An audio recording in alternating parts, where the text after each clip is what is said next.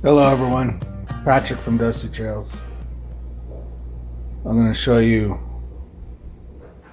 homemade hummingbird nectar. Really simple.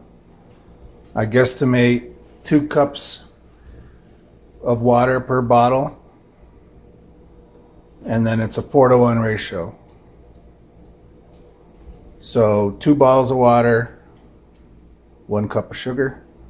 In this case, double that because I'm making 8 cups.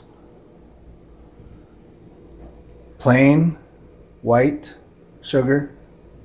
This is the best thing for the birds as far as how I understand it, because there's no dyes, there's no artificial flavors, there's no preservatives.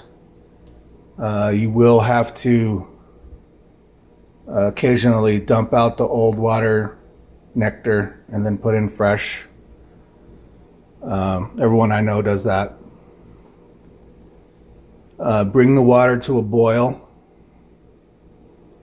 and then simply add the sugar. Stir it up nice until it's all dissolved and let it cool. And then feed your happy hummingbirds. There you go. Patrick out.